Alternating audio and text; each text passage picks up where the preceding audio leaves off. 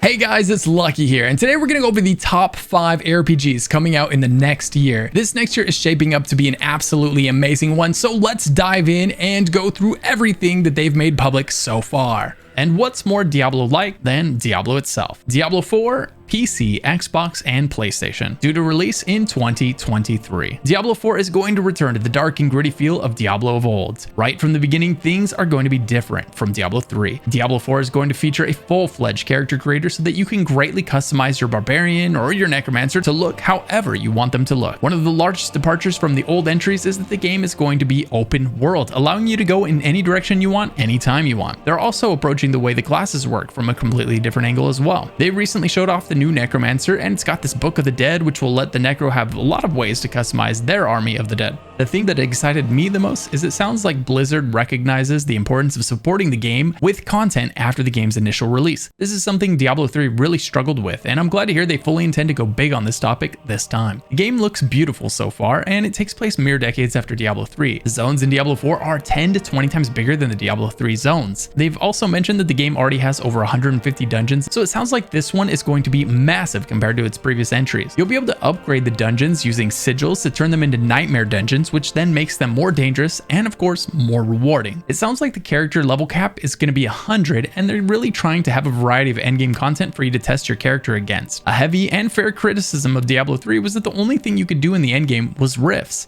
That's it. Its primary competitor, Path of Exile, had tons of endgame bosses and maps to run, and was always adding new, more complex boss fights to the game. It looks like Diablo 4 has noticed this and intends to have way more options than its predecessors. Diablo 4 is going to allow you to level sync with your friends, which is actually really interesting. ARPGs typically have so much power creep that even if your friend's only one day behind you, the only thing they can do is try to pick up the loot in your wake as you delete everything. Somehow the loot that drops will also be scaled so that everybody's getting loot that they need. Cool idea for sure. Diablo 4 is going to launch with a barbarian, druid, necromancer, rogue, and sorcerer. It's worth pointing out that the paladin is nowhere to be seen. Perhaps they're saving it for the first expansion. Every class is going to get a dash ability, which always feels amazing in this genre. Diablo 4 is also going to feature mounts for the first time in the franchise, and you'll be able to hang trophies on your mounts to provide further stat bonuses to your character. Diablo 4 will have PvP and a PvP zone. In Diablo 4, the plan is to make it so that the best items in the game can't be traded, and the second best items can only be traded a finite number of times. This should allow Blizzard to make the drop rate on those upper echelon items high enough to be found by a dedicated player without having to worry about flooding the economy or bots ruining the market for the best items in the game like we saw way back in Diablo 2. Diablo 4 will feature enormous world bosses, which will require you to team up with many other players to take them down. This is one of the more MMO-ish components being added to the game. It sounds like there's going to be collectibles to reward you for zone completion, and there's going to be a Paragon board, which kind of reminds me of the passive tree from Path of Exile. You'll be able to link multiple Paragon boards together to create a build that's truly unique to you. So Paragon is back, but in a much more interesting form than in Diablo 3. We know a lot more about Diablo 4 than we know about some of the other entries on this list because they've been very transparent with their progress. Here's hoping Diablo 4 turns out to be the best Diablo yet. Next up, Path of Exile 2, PC, Xbox, PlayStation, and Mac. Due for release in 2023, Path of Exile 2 is interesting. It's going to feature enhanced visuals and an entirely new 7-act campaign for players to play through, but it's also going to retain its Path of Exile 1 campaign within it. So while it's a new game, it's still going to be the old game in a lot of ways. For example, along with the old campaign, you'll get to keep all of your cosmetics and cash out purchases and bring those into PoE 2 with you. The entire progression of armor and weapons has been completely redone from start to finish, alongside entirely new character models and animations. Path of Exile 2 takes place 20 years after Path of Exile 1. Since the death of Kitava, society has been slowly rebuilding. Ambitious men rise to fill the void, and their thirst for power once again corrupts Ray class. Path of Exile will now have a completely new socket system that looks a lot more intuitive and a lot less punishing than the old one. When you pick up your bow, you'll have a socket tree that you can fill out straight from the beginning. When you pick up a new bow, you'll still have the same sockets that you upgraded on the last bow, allowing for a much more easy and intuitive investment in your sockets as you level up. Before, we tended to hoard these materials in fear that the next mob would drop a better item, rendering our socket upgrades useless, but no more. It looks like each class will have 3 new ascendancies to choose from, and that the only way to unlock the new ascendancies will be to play through the new campaign. Once you've unlocked the ascendancies, you'll have unlocked them permanently for both campaigns. Path of Exile 2 is also getting new weapons such as the spear and the crossbow, and it looks like they're going to feel fantastic.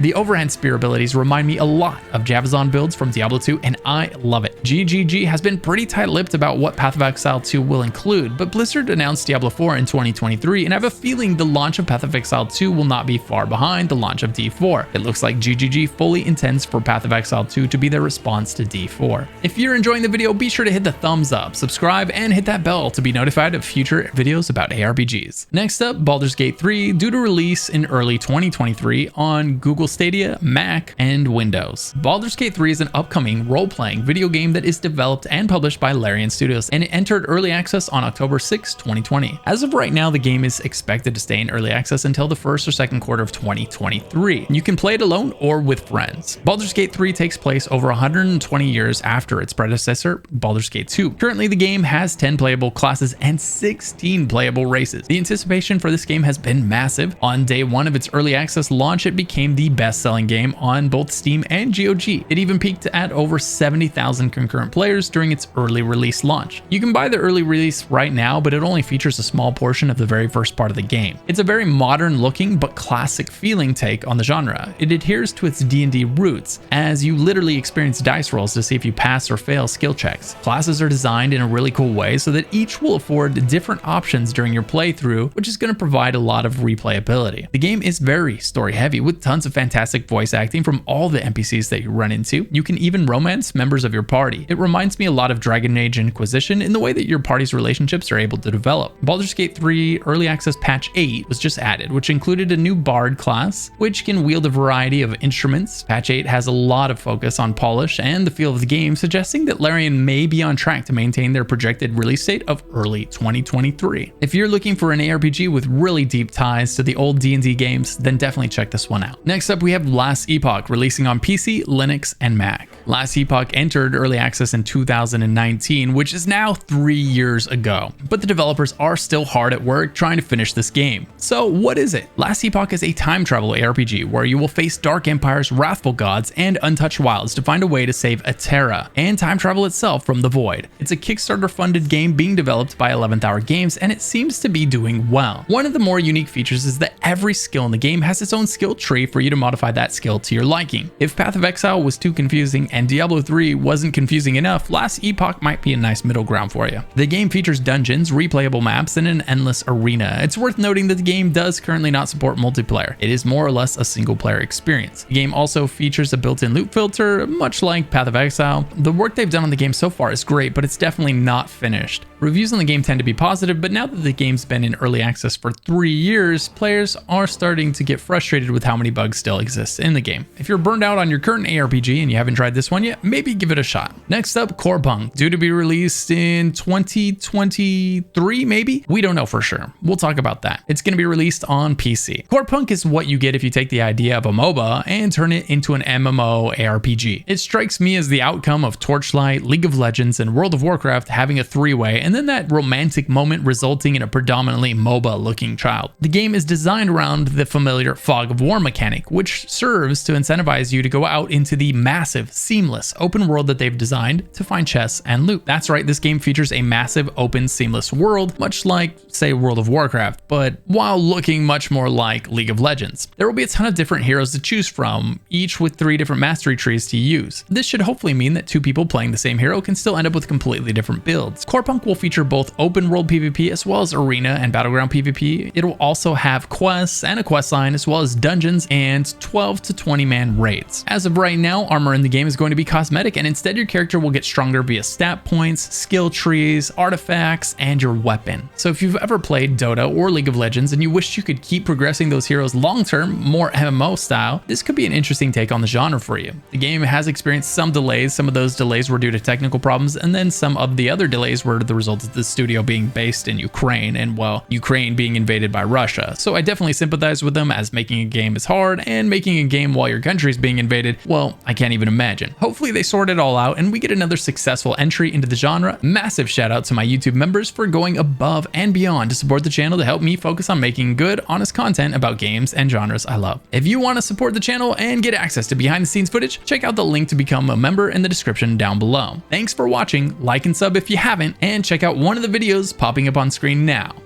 I'll see you in the next video.